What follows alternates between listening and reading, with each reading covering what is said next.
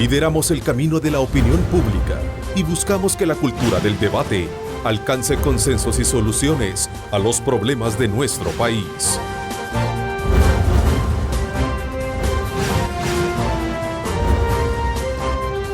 Diálogo con Ernesto López. Hola, ¿cómo están? Qué gusto, qué placer saludarles. Bienvenidos a este martes 7 de junio de 2016. Somos Cadena Megavisión, canales 15, 19 y 21, cubriendo todo el territorio nacional. Hoy en el programa vamos a hacer un balance económico desde la perspectiva del Ministerio de Economía, quien destaca que alrededor de 117 micros, medianas y pequeñas empresas han sido beneficiadas con la formulación de proyectos de innovación, calidad y desarrollo tecnológico.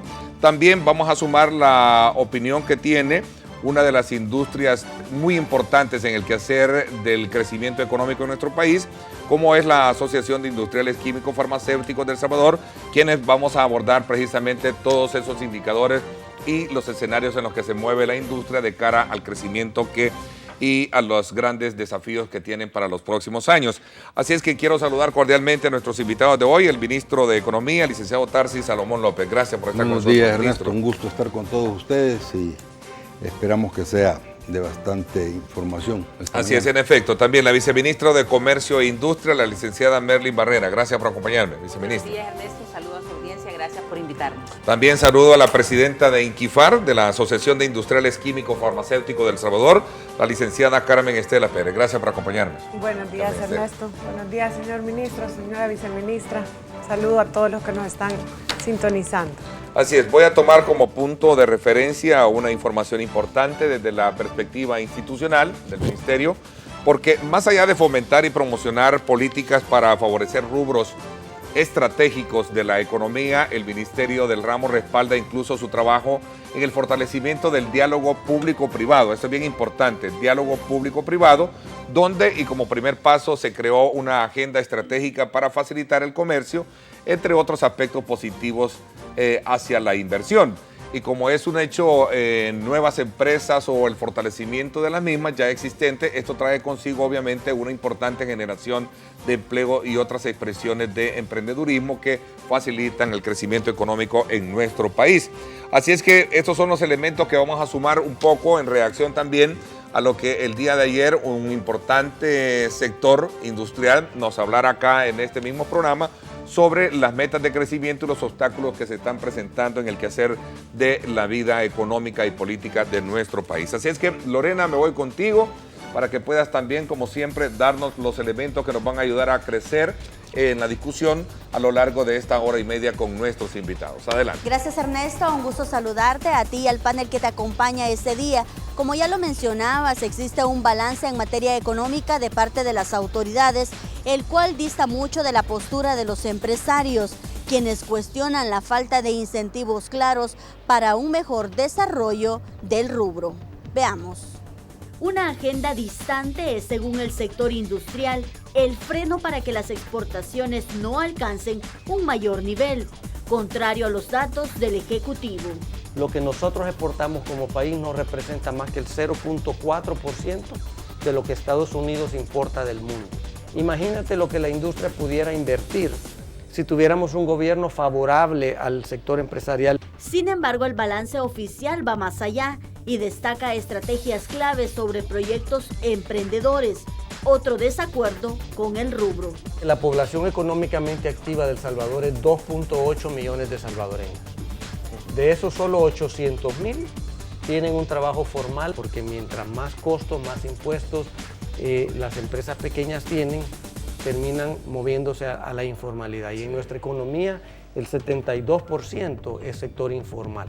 Quiere decir de que no pagan impuestos, no pagan salario mínimo. Hay que verse en función de la economía de Estados Unidos, por ejemplo, que es nuestro principal país de destino para las exportaciones. Entonces los costos tienen que estar amarrados no solo a los costos de la canasta básica, sino también a los costos con los que competimos, que al final se traduce en los precios. Y mientras unos cuestionan, otros le apuestan, pues 4 nuevas empresas han sido beneficiadas con la ley de zonas francas industriales. Ernesto, a esto se suma la discusión de momento por las diferencias en cuanto al 15% del incremento al salario mínimo. tomando en cuenta que el Ejecutivo pedía un mayor porcentaje. Con eso vuelvo al estudio para el desarrollo de este y otros temas. Adelante. Decía ayer el presidente de la ASI, Javier Simán, que hay áreas de trabajo, si lo vemos desde el punto de vista del gobierno, que han sido muy positivas, muy favorables para poder entenderse y crecer como industria. Y recojo del enfoque que ustedes plantean en su balance que tiene la cartera, un pilar importante en ello, que es el diálogo público-privado. Cuénteme un poco. Hablen con las gremiales, hablen con los empresarios de cómo estamos haciendo en el Ministerio de Economía. Las exportaciones, El Salvador fue el mayor exportador de toda América Latina y el Caribe. No es una cifra que le inventamos, una cifra oficial del Banco Mundial, son organismos internacionales. Parte se ha dado por los esfuerzos que se dieron en la apertura de nuevos mercados, por ejemplo el mercado de China, que fue una de las promesas que hizo el señor presidente Salvador Sánchez Serén de abrir nuevos mercados y abrir el mercado de China. Eso lo hicimos al solo llegar. En septiembre en Ginebra ya se estaban dando los primeros acercamientos y en diciembre las primeras colocaciones de pedido en azúcar, que hoy por hoy ha sido el pedido más grande que ha tenido en la historia El Salvador, con alrededor de 100.000 toneladas. Hablar de crecimiento implica recoger y quizás también analizar varias variables importantes como la política comercial que tiene el país, ¿no? Actualmente, desde el Ministerio estamos impulsando ya 3 estudios de prefactibilidad para la instalación de 3 centros de innovación para 3 de los sectores que ya he mencionado: textil, farmacéutica y plásticos. ¿Por qué? Porque básicamente el salto cualitativo, el salto cuantitativo y sobre todo la generación de valor en estos sectores tiene que ver mucho con la innovación en procesos, en productos y en todo el ecosistema emprendedor. Tiene que ver también con una apuesta por generación de recursos para que se desarrolle esta inversión. Como sector importante de la economía, como industria química, farmacéutica, ¿cómo ustedes se encajan en esa corriente? El sueño sigue siendo el mismo. Yo creo que tenemos que buscar, como dice la OMS, alcanzar una seguridad y soberanía farmacéutica. Esto es que podamos nosotros proveernos de los medicamentos que necesitamos todos los salvadoreños, no depender en lo más posible, ser autosuficientes en el tema de medicamentos. Nos alegra mucho que el Ministerio de Economía haya identificado a la industria farmacéutica como parte de una política de transformación productiva. Creemos que las exportaciones del sector, que han venido creciendo año con año, también obedecen a la calidad de nuestros productos, a las inversiones que se están haciendo en el parque industrial farmacéutico, que no son pocas. Y después de todo esto, ya entrando en temas de exportación, también creo que para poder mantener este crecimiento en las exportaciones, dependemos en gran medida que se mantenga siendo un proceso ágil, un proceso expedito, que así como ha venido siendo hasta este día el gobierno un facilitador para nuestras exportaciones. Nos encantaría poder vender más localmente, pero queremos ser profetas en nuestra tierra, pero creo que de a poco lo estamos logrando. Es un tema que siempre lo hemos abordado, sobre todo cuando se trata de ver que la industria también trabaja o debe de trabajar de la mano con el Ministerio de Salud, con la Dirección Nacional de Medicamentos, en fin, con otras áreas no necesariamente tan facilitadoras como es el caso del Ministerio de Economía, ¿no? El Ministerio, con la Dirección Nacional de Medicamentos hemos trabajado bastante bien. El año pasado superamos un impasse en gran medida por el señor vicepresidente, el señor Óscar Ortiz. Todo el tema de las compras han mejorado del año pasado hacia este año. Con el salario mínimo estamos claros que no es suficiente, ¿no? O sea, tú tienes, como bien dijo ya la viceministra, ¿no? Tenés una demanda local y todos estos países donde hay inversión, donde llega la inversión y da su crecimiento, es la creación de riqueza. O sea, aquí muchas veces decimos que este país es muy competitivo, y que aquí entran y salen en empresas que no pueden competir. No, lo que pasa es que aquí que la gente no tiene mucho poder adquisitivo y ese el rumbo que siempre ha puesto las administraciones del FMLN de poner a la gente primero y crear un desarrollo socioeconómico, no económico-social. O sea, una cosa es primero la gente, crear esa riqueza, crear ese consumo interno, ese crecimiento, y otra cosa es lo que hemos venido haciendo o conociendo, que era el rebalse, ¿verdad? Pero nunca le llega a la base. Pero sí, teoría del rebalse. Exacto, o sea, sí se dio el aumento. Yo creo que el presidente es el que tiene la última palabra para observarlo o para aceptarlo. Lamentablemente sí, ya estaban en negociaciones, ya el sector del Ministerio de Trabajo se había flexibilizado bastante, ¿verdad? Pero sí, o sea, tú tienes hoy en día, si bien es cierto, la industria paga mucho más del salario mínimo en su salario promedio, pero acuérdense que es un salario promedio. Hay acciones concretas, Ernesto, que se han venido desarrollando también y que forman parte de los logros de este segundo año del presidente Sánchez Serén. Solo en temas de energía se tuvo una reducción del 49% de la tarifa de prácticamente todos los hogares y de la industria. También solo en temas de colocación del subsidio, el Ministerio de Economía tiene un censo por medio del cual otorga este subsidio al 75% de los hogares salvadoreños. 1.222.000 hogares salvadoreños reciben el subsidio del gas. Y además han habido reducciones en las tarifas de telefonía, que todos hoy pues somos consumidores, y una serie de factores que ciertamente han facilitado que la disponibilidad de los hogares sea mayor, y esto genera un impacto también en esa demanda local. Por ejemplo, nosotros estamos en este momento en una negociación con Corea del Sur, todo Centroamérica.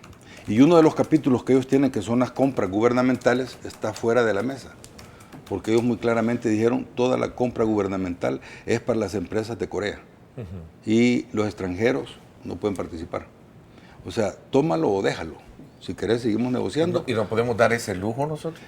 Pues esas son de las cosas, como te digo, que aquí se hicieron tratados de libre comercio en contra de los sectores productivos, y hay que decirlo muy bien. Yo pasé 25 años en la Asociación Salvadoreña de Industriales en un proceso de desindustrialización, ¿verdad?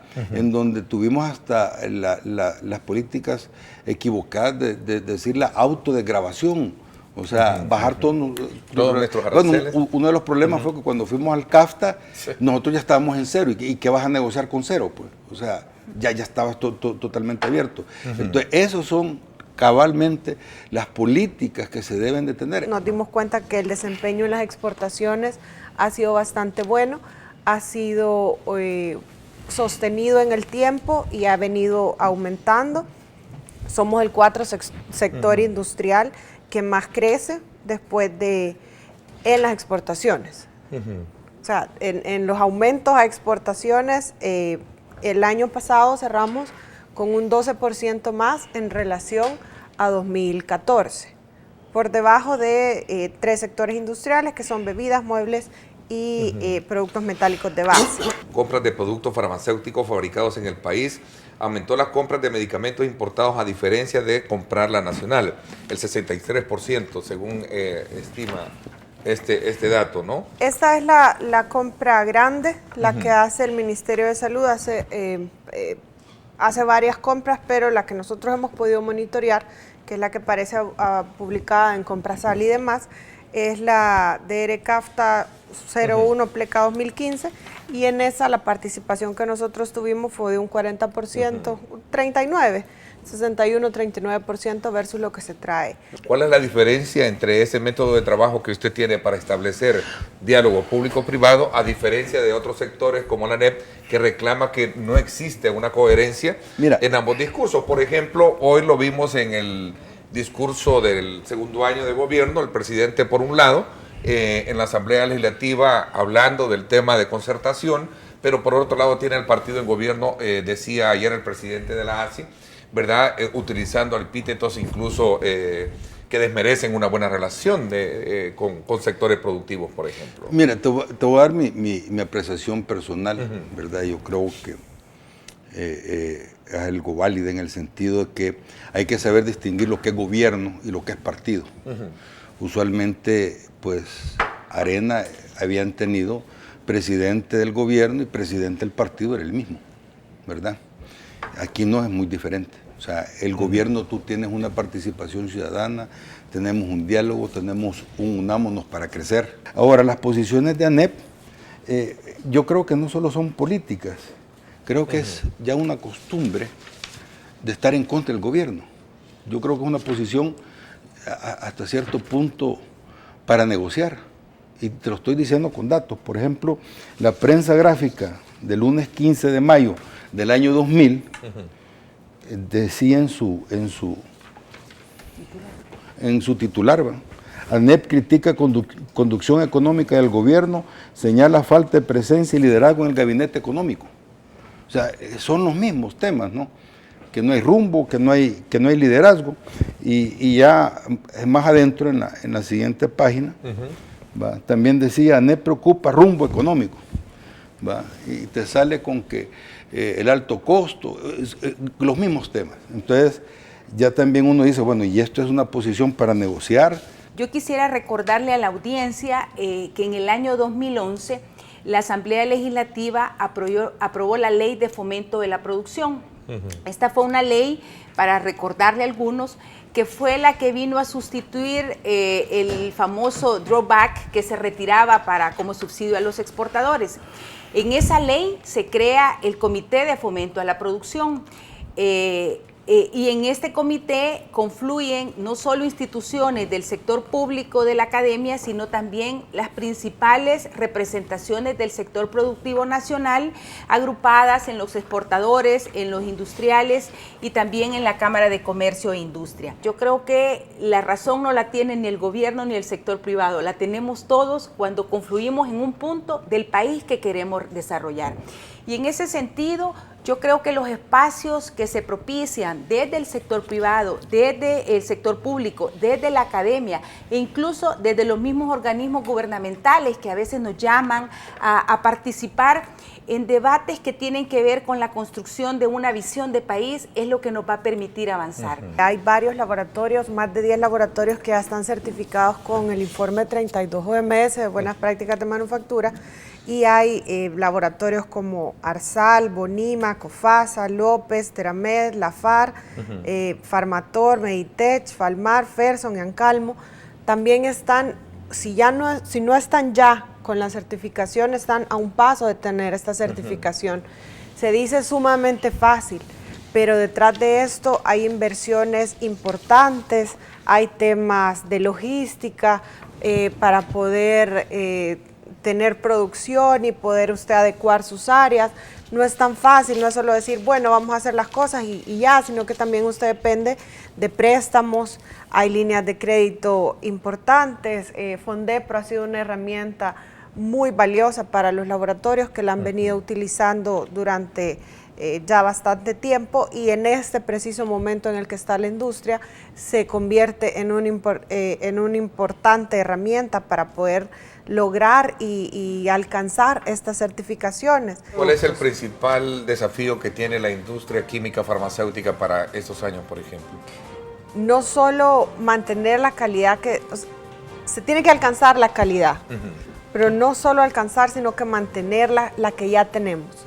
Ya nuestros productos tienen la calidad que se necesita para estar en otros mercados. Eso nos ha dado un muy buen recibimiento en la región y ahorita expandiendo hacia México, Colombia, Sudamérica, el Caribe. El reto es mantener estos estándares y seguir proveyendo no solo a los salvadoreños, sino que a todos los lugares donde lleguemos con medicamentos de calidad. Por ejemplo, ahorita ya viene una licitación de alrededor de 170 megas en energías renovables, en donde precisamente vienen muchos países de Europa y de Estados Unidos también y América, donde están interesados en invertir en esa licitación, así como te estoy diciendo, la primera piedra que vamos a poner este mes en el proyecto solar. Esa es una de tantas. Ley de zonas francas industriales y de comercialización que se amplió. Por ejemplo, estaba excluido el alcohol, así de los privilegios de zona franca, ya se hizo una reforma y ahí viene una inversión también de afuera. La ley de estabilidad jurídica que se aprobó en el 2014, tenemos por ejemplo más de 100 millones que OPP Film vino, primero eran alrededor de 50 millones que ellos querían invertir, ya estando aquí viendo el clima de negocio que estaba hablando la viceministra, pues decidieron irse por todo el proyecto de más de 100 millones. Lo que pasa es que si no lo querés ver, por más que te lo pongan enfrente, o sea, por eso es que yo siempre digo, mire, hablen con las empresas, hablen con los ingenios, hablen con Químico y Farmacia, hablen con los exportadores, hablen con Casalco, que estaba en negativo y cerró en positivo, y todas las empresas nacionales que se han visto beneficiadas. Habíamos estado hablando de Corea, ¿verdad? De cómo incentiva la producción nacional. Bueno, Casalco es un gran ejemplo. ¿Por qué hablan Aquí de cambios en las reglas del juego? Eso lo escucho decir de muchos dirigentes. Por eso es que te estoy diciendo, o sea, volvemos a lo mismo de hace 16 años, del año 2000, ¿verdad? Mire, estamos preocupados porque no hay liderazgo, mire, estamos preocupados por el rumbo del país, mire, el crecimiento está mal, o sea, viene siendo lo mismo, o sea, siempre te están diciendo el cambio de reglas, y en todas partes, o sea, aún en Estados Unidos, tú vas a ver que cierta movilidad de tu marco se te está cambiando. Mañana, un análisis político desde la perspectiva de nuestros invitados, no se lo pierda, estarán muy interesantes. Quiero agradecerles nuevamente que estén pendientes de nuestra señal, 8 de la noche, muy temprano, por nuestro canal hermano. Gracias, pásenla bien y como siempre recuerden lo más importante, amar a Dios sobre todas las cosas. 770 Boutique. El estilo no tiene talla.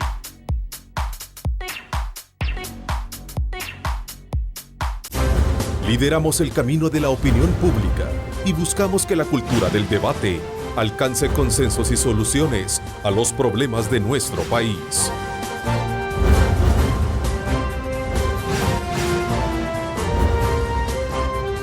Diálogo con Ernesto López.